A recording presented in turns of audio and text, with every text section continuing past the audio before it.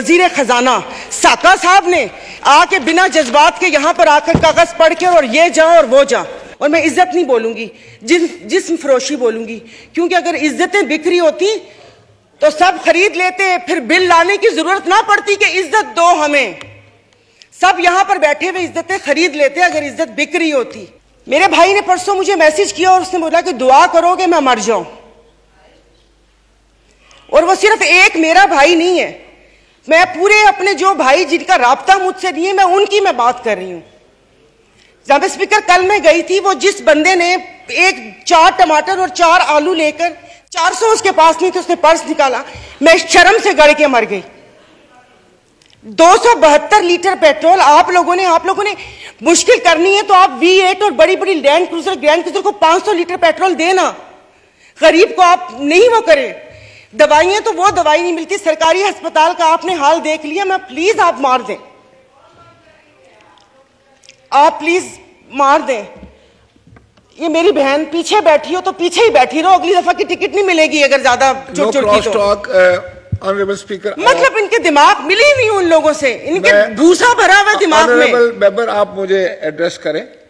इधर जिससे भी पूछा उन्होंने कहा कि भाई ये जो IMF से मुआहदा हुआ है ये मुल्क के लिए बहुत जरूरी है और ये है वो है, तो मैंने भी कोई तनकीद नहीं करनी थी। अब जाहिर है पाकिस्तान को डिफॉल्ट होता तो नहीं देख सकते, हालांकि गो कि इसमें मेरा कोई हिस्सा नहीं है, तो लेकिन मैंने सिर्फ वजीर खजाना साहब को एक रिक्वेस्ट करनी थी कि 15 और 25 वाले को तो छोड़ें, मुझे एक 50,000 वाले का बजट बनाकर दिखा दें। आप मुझे बजट बनाकर दिखा दें, मैं आपको इसको भी मैं आपको वोट दूंगी और आइंदा आने वाले आपके फैसलों को भी मैं सेकंड करूंगी। सर ये कौन सी बात है कि आप आए, आप जिस दुख तकलीफ और कर्ब से गुजरते ही नहीं है, उससे गुजरते ही नहीं है, और आप यहां पर आके भाषण देते हैं कि ये हमें मुश्किल फैसले करने पड़ेंगे। मुश्किल फैसले अपने लिए करें ना, अपने लिए क्यों नहीं करते? अवाम को सादगी का दर्स दिया जा रहा है, इनके एक एक लिबास और इनकी अशिया जो इस्तेमाल करते हैं उनकी कीमतों का आपको अंदाजा है? डेली एक फोटो शूट आता था, 15 लाख रुपए का कोट, 10 लाख का जूता, 15 लाख का स्कार्फ। ये एक पाकिस्तान जो डिफॉल्ट हो रहा है, वेंटिलेटर पर है, उसकी आवाम को ये मजाक, एक तस्वीर ट्विटर पर डेली शेयर होती थी।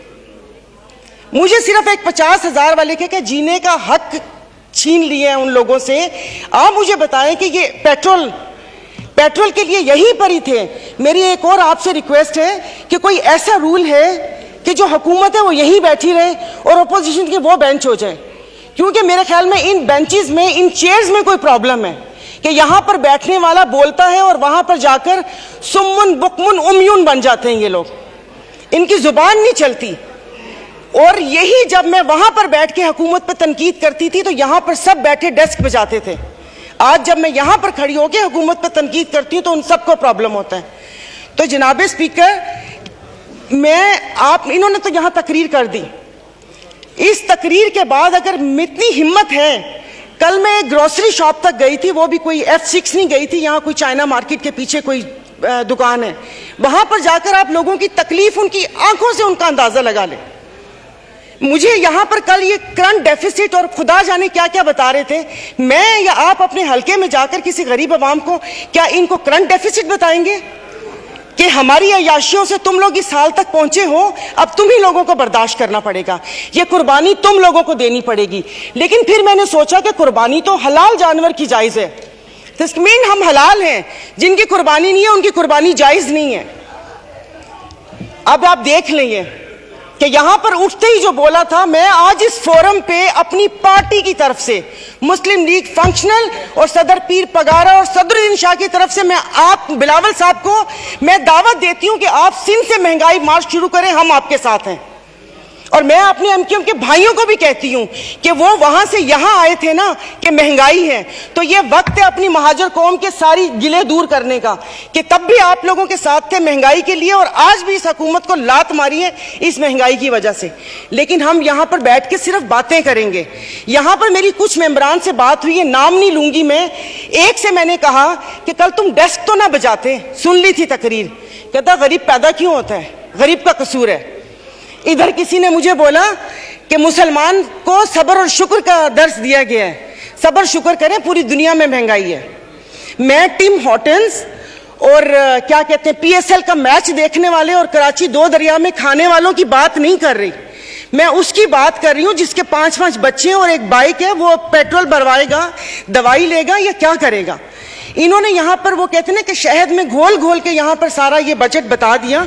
मैं वैसे लिखा हुआ पढ़ नहीं सकती इसलिए कि उसमें जज्बात नहीं होते, वो रीडिंग होती है। जैसे कल परसों ये वजीर खजाना साका साहब ने आके बिना जज्बात के यहां पर आकर कागज पढ़ के और ये जा और वो जा दूसरे के ऊपर, और पीछे यहां पर बैठे हुए सारे पीछे डेस्क बजा रहे थे कि उसने वो कर दिया, क्योंकि इनकी तो दुकान चल रही है। मैं उस दिन नहीं थी। मैं उनको खराजे तहसीन पेश करती हूँ मुफ्ती अब्दुल शकूर को कि जिन्होंने एटलीस्ट इन 2 वजारतों के कपड़े उतार कर हम लोगों को दिखाए। और कल उन्होंने कहा कि हुकूमत जैसे ही संभलने वाली थी तो सैलाब आ गया। तो जनाब स्पीकर मुझे माफ कर दीजिए, जिस वक्त सैलाब आया तो उस वक्त तो हम अपनी जिंदा दिली का सबूत दे रहे थे। 75 करोड़ आवाम के खून पसीने और टैक्स की कमाई से हम यहाँ पर तकरीबात कर रहे थे। और मजे की बात है, प्लीज मतलब मैं बहुत आराम से बात कर रही हूँ, कोई तंज नहीं करूंगी, कि अभी आइन की तकरीबात का आगाज हुआ है। क्या आइन के आर्टिकल 3 आई थिंक 27 या 35, 36 आगे, क्या उस पर यह रियासत पूरा उतरती है? क्या हमारी जानो माल की हिफाजत है? यहाँ पर हमें बुनियादी सहूलतें मुयस्सर हैं यहाँ पर? मतलब हम लोग इतने नाक के पक्के हैं कि उस पर वो करके आइन की बात कर रहे हैं। और ये हालात इस नहर तक ना पहुंचाएं कि हम अपनी बड़ों की कुर्बानियों को बेफजूल समझें, क्योंकि गोरे से तो लेके रहेंगे पाकिस्तान, ये नारे लगाकर हमने आजादी तो ले ली, अब मैं किससे आजादी मांगूं? क्या गोश्त खाने के लिए हमने आजादी मांगी थी कि खुला गोश्त यहां पर खाने को मिल जाए? उसके अलावा तो कुछ भी नहीं है। और मुझे माफ कर दीजिएगा कि उस कश्मीर वाले दिन में यहां पर ना वजीर आजम थे, ना वजीर खारजा थे, ना दिफा मिनिस्टर थे, और ये यहाँ पर कश्मीर का वो हो रहा था। और जो मोदी की कहानी सुना रहे थे, मुझे तो एक सेकंड के लिए, मैं तो उस वक्त आई थी, मैं समझी कि आप शायद यहाँ के हालात सुना रहे हैं। मुल्क को पता नहीं आप लोगों ने कहां से कहां पहुंचा दिया। टैक्सेस की बात करें, जैसे अभी मेरे भाई ने बोला कि रमजान आने वाला है, मशरूबात पर, अरे मीठे मशरूबात पर क्यों टैक्स लगा रहे हैं? कड़वे मशरूब को लीगल करके उसके ऊपर टैक्स लगाए ताकि रेवेन्यू भी मिले पाकिस्तान को। मीठे मशरूबात एक गरीब रोजा रख के एक उसकी ख्वाहिश होती है रूह अफ़ज़ा पीने की या वो करके, और उन्होंने कहा बाकी चीजों पे टैक्स नहीं लगा। मुर्गी गोश्त महंगा नहीं हुआ, वो अल्हम्दुलिल्लाह हमारे पाकिस्तानी खुद ही महंगा कर लेंगे।